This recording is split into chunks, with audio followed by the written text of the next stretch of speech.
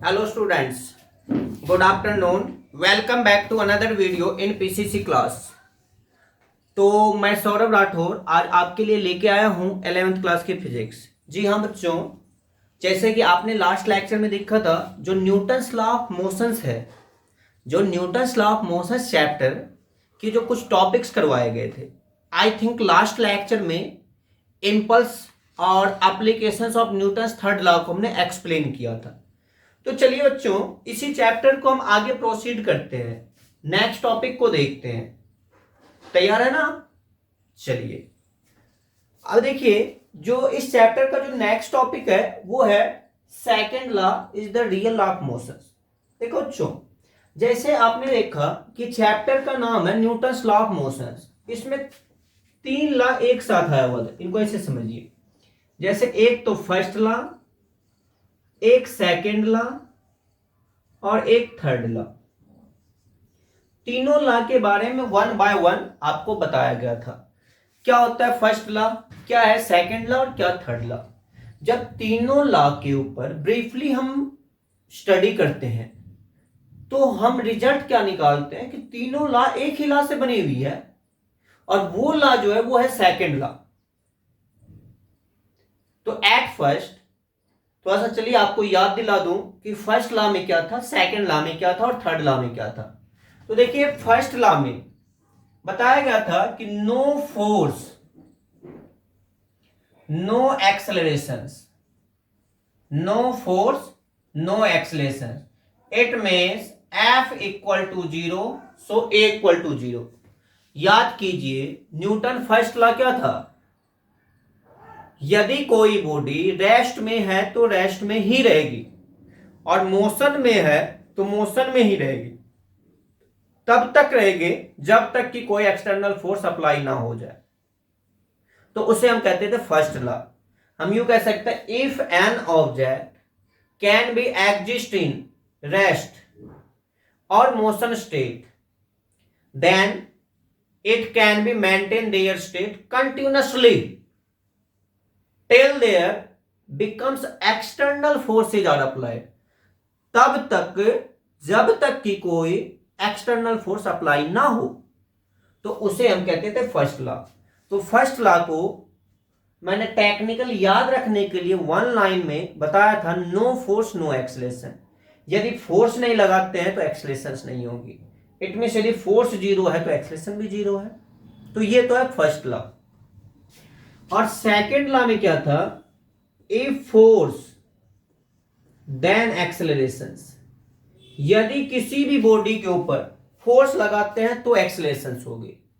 It means F not equal to zero, acceleration is also not equal to zero. अब देखिए, दोनों law को यदि हम कंपेयर करते हैं तो एक ही तो बात है। फर्स्ट लॉ में कहा गया यदि फोर्स नहीं लगाते हैं तो एक्सेलरेशन नहीं होती है, और सेकंड लॉ में कह रहे यदि फोर्स लगाते हैं तो एक्सेलरेशन होती है। दोनों सेम सेम थिंग्स है ना। एक तो नेगेटिव वे में कहा जा रहा है नो फोर्स नो एक्सेलरेशन, एक पॉजिटिव वे में कहा जा रहा है a force then acceleration. It means both are same, there are no difference between them.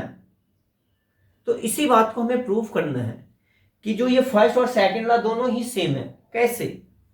और जो थर्ड लॉ है वो है every action is equal and opposite to the reactions.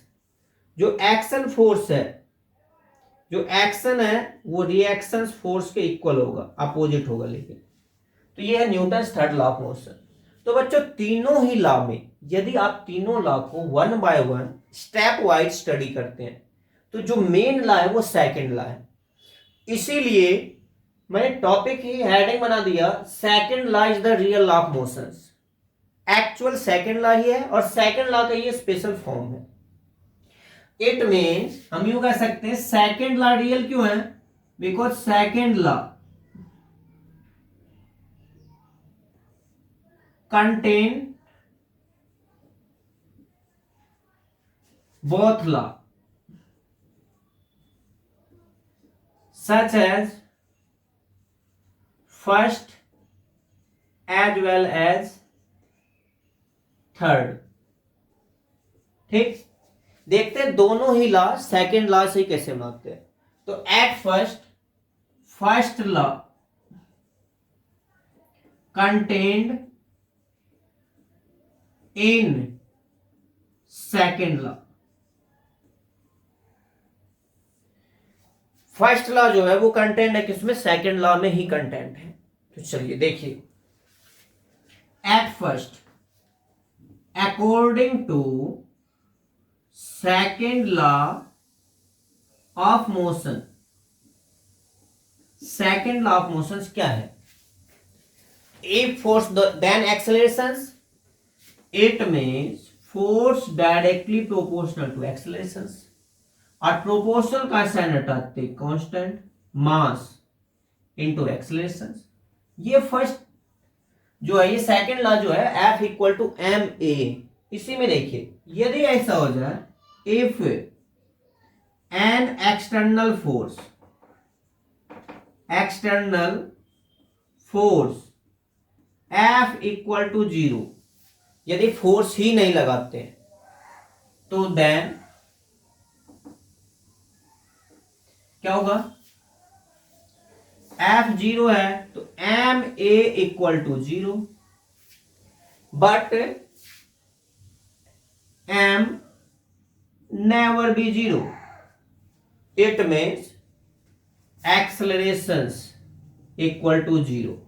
तो फाइनली बच्चों F equal to 0, so A equal to 0। It means first law. तो first law यही है कि फर्स्ट लॉ जो है कंटेंट इन सेकेंड लॉ।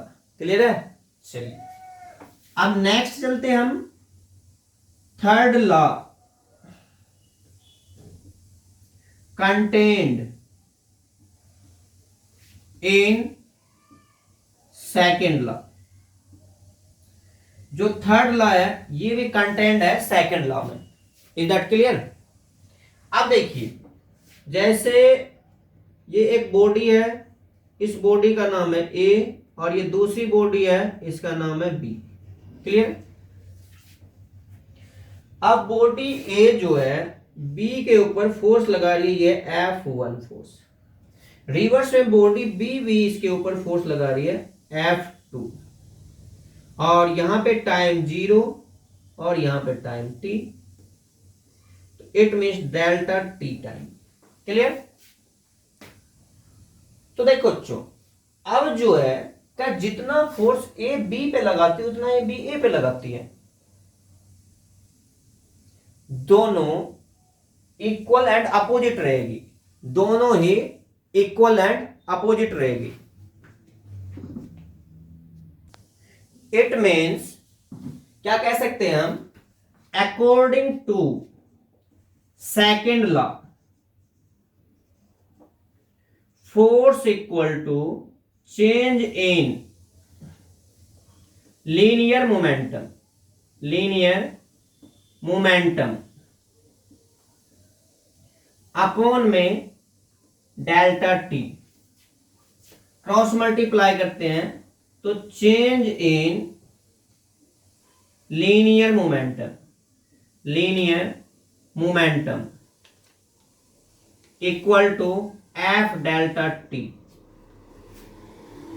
तो similarly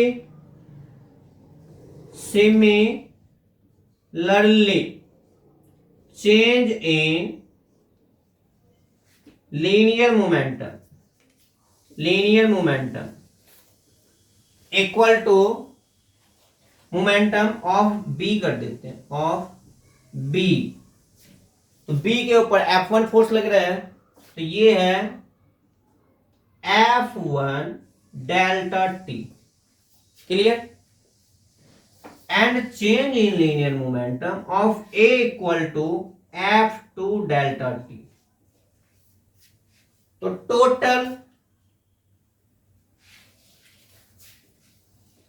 total change in linear momentum equal to F1 delta T plus F2 delta T. ये हो गया। अब जो है दोनों बॉडी रेस्ट में है, तो टोटल मोमेंटम क्या होगा? 0 हो जाएगा। पहले का मोमेंटम और बाद का मोमेंटम इक्वल है, तो मोमेंटम कंजर्वेशन लॉ से F1 delta T plus F2 delta t equal to 0। So F1 delta t equal to minus F2 delta t. Delta t से डेल्टा टी कैंसल आउट है, so F1 equal to minus F2 action equal to opposite reaction. तो देखो बच्चों, ये जो है second law से ही हमने थर्ड लॉ बना दिया, एक्शन इक्वल टू रिएक्शन, और सेकेंड लॉ से ही फर्स्ट लॉ बना दिया। तो आप फाइनली रिजल्ट क्या निकाल सकते हैं? जो सेकेंड लॉ ही एक्चुअल लॉ है, जो सेकेंड लॉ है यही तो रियल लॉ है। इट मीन सेकेंड लॉ के ही स्पेशल केस में फर्स्ट और थर्ड ऑप्टेंट किया जाता है। तो फाइनली हम यूं कह सकते हैं second law is the real law of motion. तो बच्चों, ये सेकेंड लॉ से हमने क्या किया, फर्स्ट और थर्ड दोनों ऑब्टेन कर लिए। चलिए अब नेक्स्ट टॉपिक है principle of conservation of linear momentum, of linear momentum. अब देखो बच्चों, मैंने बताया था कि जो फिजिक्स में, केमिस्ट्री में कहीं भी कंजर्वेशन वर्ड आ जाए तो इसकी मीनिंग ही होती है कांस्टेंट। जितनी क्वांटिटी पहले इतनी क्वांटिटी बाद में रहेगी। तो हम यूं कह सकते हैं the total momentum of system in universe is always constant। It means momentum जो होगी सिस्टम की हमेशा और हमेशा कांस्टेंट रहेगी। जितना मोमेंटम पहले है इतना ही मोमेंटम बाद में होगा। हम यूं कह सकते हैं मोमेंटम ऑफ बॉडी। जैसे इसको एग्जांपल के तौर पे समझिए, जैसे गन है, यदि हम गन को फायर करते तो जितनी मोमेंटम पहले होगी उतनी मोमेंटम बाद में होगी, तो मोमेंटम कांस्टेंट ही रहेगा। Momentum can neither be created nor be destroyed, but it transfer from one body to another body, it's called momentum conservation law. तो finally the total momentum of system in universe is always constant. इनके applications में देखिए, applications of conservation of linear momentum. At first, recoiling of gun,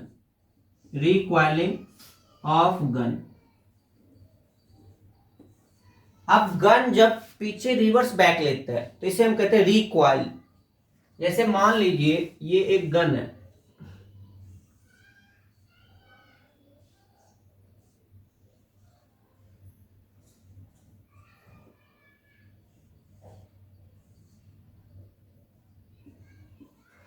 देखो जैसे मान लेते ये एक गन है। अब इस गन की मान लेते जो मास है ये है m1 और बुलेट का मास जो है वो है m2।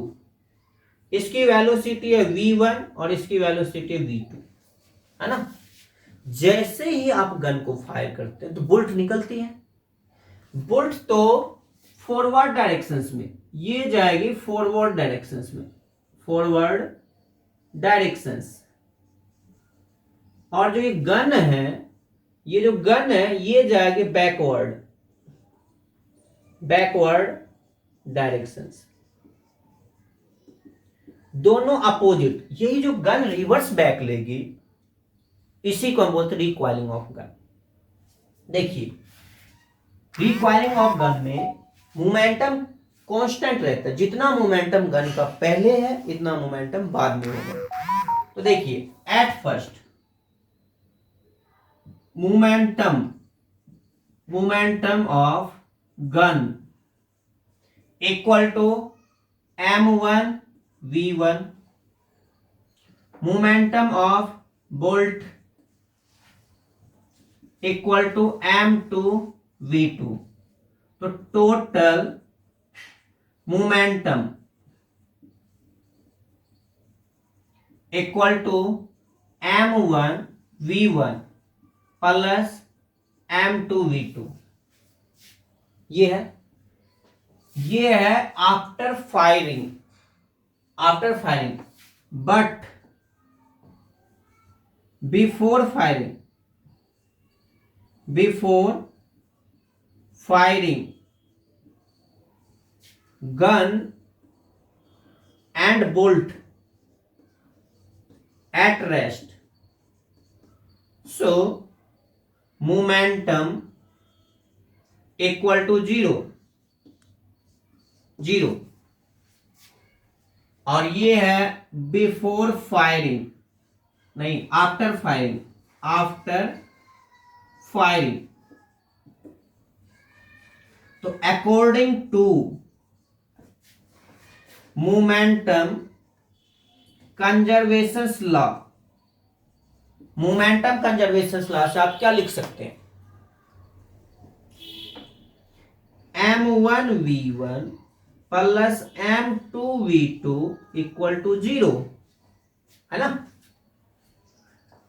तो m2v2 equal to minus m1v1, ठीक।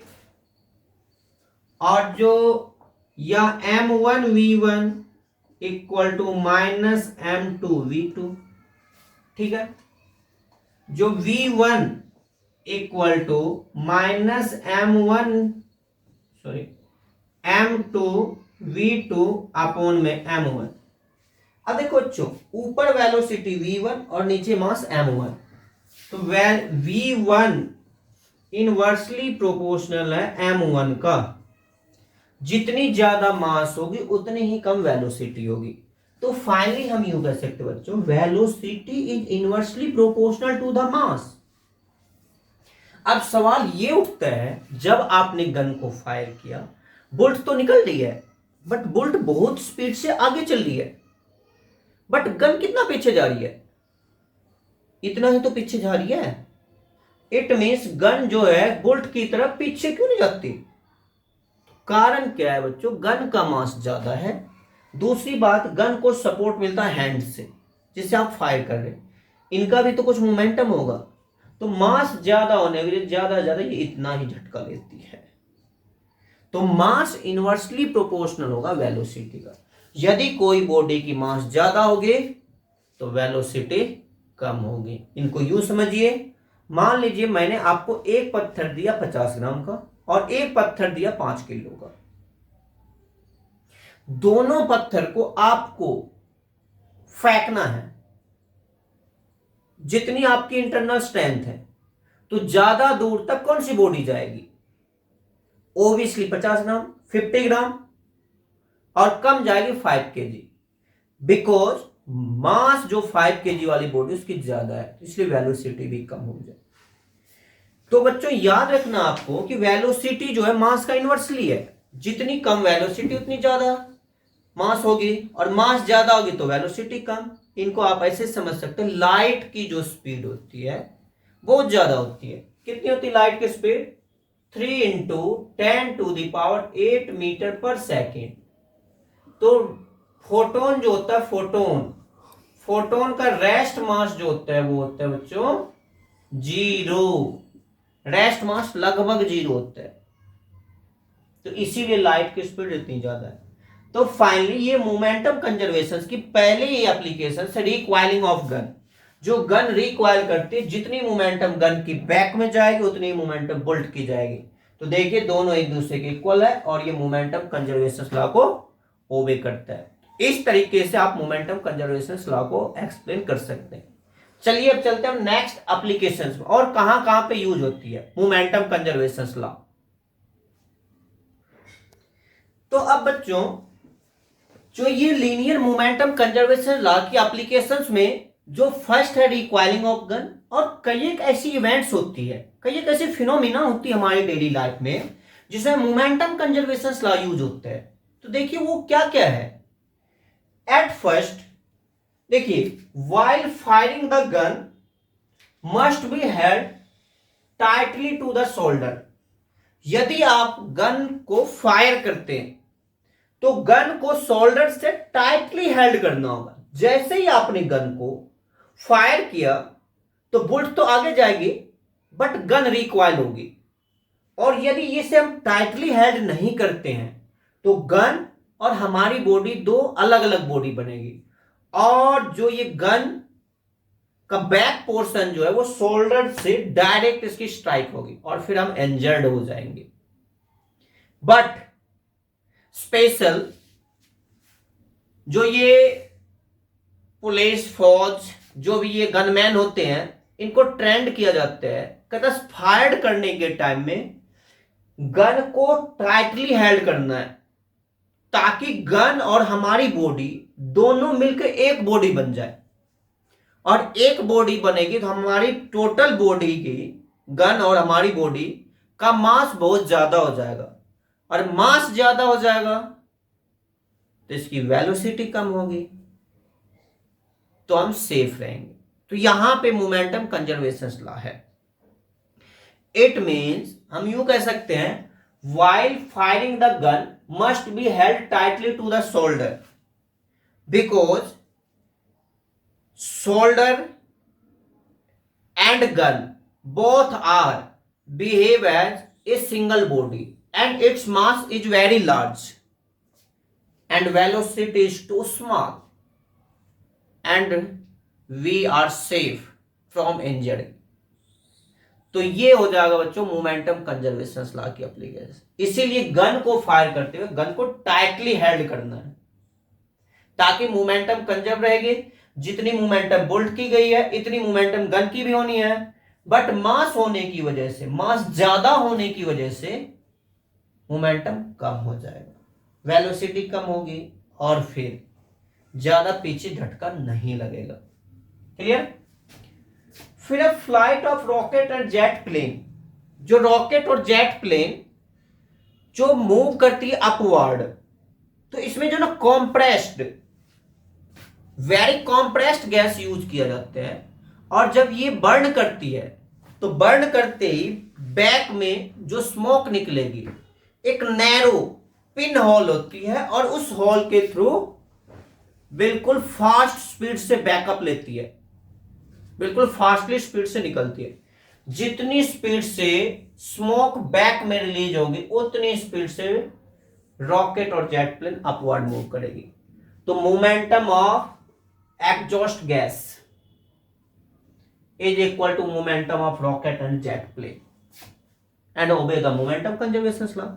कहने का मतलब है जो रॉकेट और जेट प्लेन है उसका बैक का जो पोर्शन होता है बिल्कुल नैरो पिन होल बनाई जाती है, और उस पिन होल के थ्रू बहुत ज्यादा क्वांटिटी में और हाईली स्पीड से स्मोक बाहर रिलीज होती है और मोमेंटम कंजर्व रहेगा। तो ये है मोमेंटम कंजर्वेशन लॉ।